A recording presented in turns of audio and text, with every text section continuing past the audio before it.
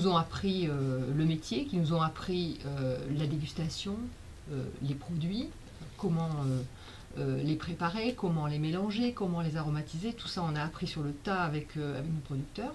Bon, moi, j'ai une formation d'aromaticienne en plus qui m'a permis aussi de travailler toute la partie mélange et la partie découverte sensorielle, olfactive et gustative. Donc ça, c'est un vrai plus puisqu'on intègre chez nous toute notre aromatisation, avec des arômes 100% bio également. Donc on est un peu jusqu'au boutiste. Non seulement on choisit les produits bons, ensuite on les sélectionne dans des plantations qui sont protégées du point de vue environnemental et qui protègent nos producteurs, puisque quand ils cultivent et qu'ils n'utilisent pas de produits chimiques, ils sont également protégés dans leur travail. Ils en vivent mieux, puisque les produits on les achète plus cher que dans le conventionnel, de l'ordre de 20%, entre 15 et 20%, ça dépend des rendements, ça dépend des produits.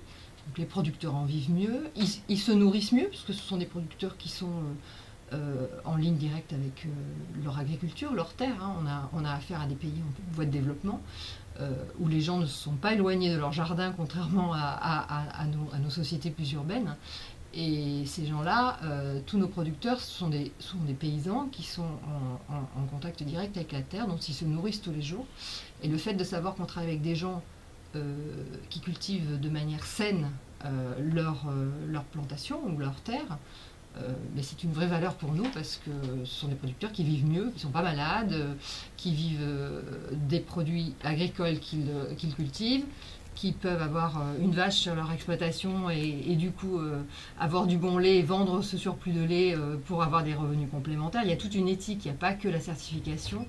Au-delà d'un produit bio, il y a tout un environnement social et agricole qui fait que pour nous, ça donne du sens aussi aux produits qu'on met sur le marché. Alors, le consommateur est souvent loin de toutes ces réalités du terrain, parce que forcément, on ne peut pas tout mettre sur un paquet. La surface est un petit peu difficile pour communiquer de tous ces éléments-là. Mais nous, on a la chance d'avoir une structure qui nous permet d'être directement en contact avec ces producteurs et comprendre leur réalité, leurs besoins aussi. Et la chance également d'avoir le marché ou de le susciter dans nos pays, pour pouvoir permettre la vente de ces produits. Et donc, c'est un échange gagnant-gagnant, en fait. Hein. Voilà. Donc, nous... alors moi, pour ma partie, je m'occupe de tous les achats du thé, de tout les thés de la maison. Donc, il y a plein d'origines. Ceylan, Japon, Taïwan, Sri Lanka, l'Inde, l'Afrique du Sud. Au-delà des voyages, il y a toute la richesse, toute la palette gustative que c'était... suscite, puisqu'on a du coup toutes les couleurs de thé, les verts, les noirs, les blancs, les rouges, les bleus. Donc ça, c'est très ludique, c'est très agréable. Et puis les qualités de thé, que ce soit des thés en grandes feuilles, en grandes feuilles qui vont être coupées pour avoir une intensité aromatique selon que l'on recherche d'avoir un thé pour le petit déjeuner, ou un thé que l'on va vouloir arrondir et aromatiser pour l'après-midi. Donc le thé est un univers passionnant, puisque il y a des milliers de thés. Il paraît que selon les Chinois qu'on n'a pas assez d'une vie pour découvrir tout l'été. Donc moi, ça fait seulement une quinzaine d'années que je les découvre et que j'apprends tous les jours. Et c'est vrai que c'est passionnant. Voilà. Alors, mon travail consiste à rencontrer mes producteurs, en sélectionner, en découvrir de nouveaux. Donc régulièrement, je voyage également dans de nouveaux pays. Là, je viens de revenir de Birmanie, où on a découvert des très beaux produits traditionnels, encore complètement façonnés à la main, torréfiés au wok, séchés au soleil devant les maisons, donc des thés très très agréables. Ce que l'on constate au fil de mes expériences, de mes voyages, de mes rencontres, c'est que pour avoir des bons produits, il faut aller les chercher assez loin, souvent en altitude. C'est là, en altitude, où finalement il n'y a pas de mécanisation, que la cueillette se fait à la main, sur des petites parcelles ou en biodiversité, c'est-à-dire lorsque les plantes sont mélangées, c'est-à-dire qu'il n'y a pas que du thé, mais il y a aussi des poivriers, des bananiers, où les gens font de la multiculture, puisque le thé, on ne peut pas en cueillir toute l'année. Et donc ces producteurs ont des sortes de jardins d'épices et de thé.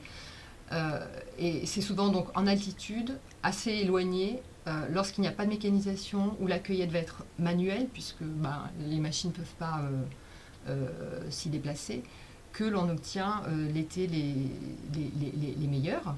Et puis après, dans l'univers du thé, il y a la qualité en tant que telle vis-à-vis du point de vue de la feuille.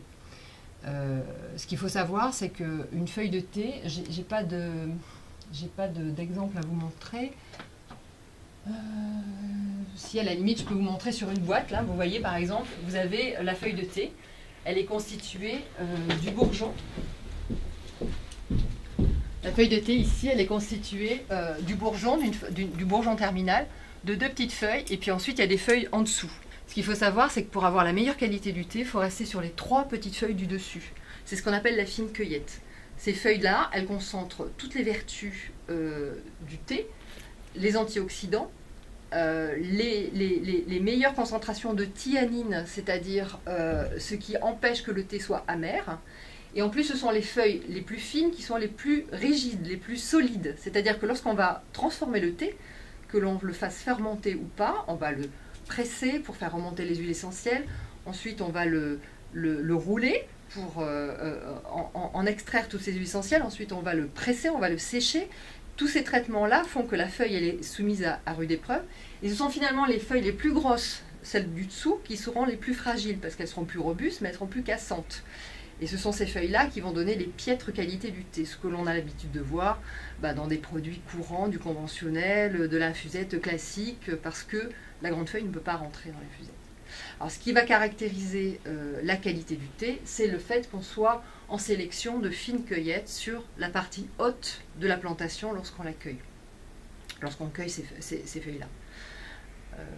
Quoi dire de plus?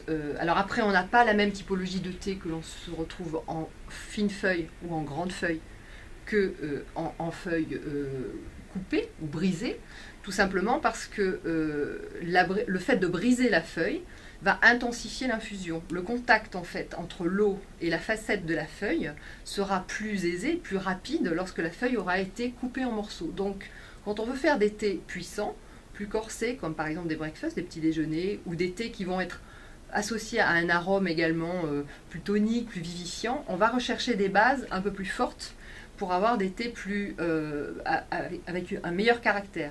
Lorsqu'on va aller vers des thés beaucoup plus délicats, beaucoup plus floraux, beaucoup plus doux, on n'aura pas forcément la nécessité de devoir couper les feuilles, parce que l'infusion va se faire plus progressivement, va ouvrir la feuille, va réhydrater la feuille lors de l'infusion. Donc plus on coupe, plus on intensifie l'infusion.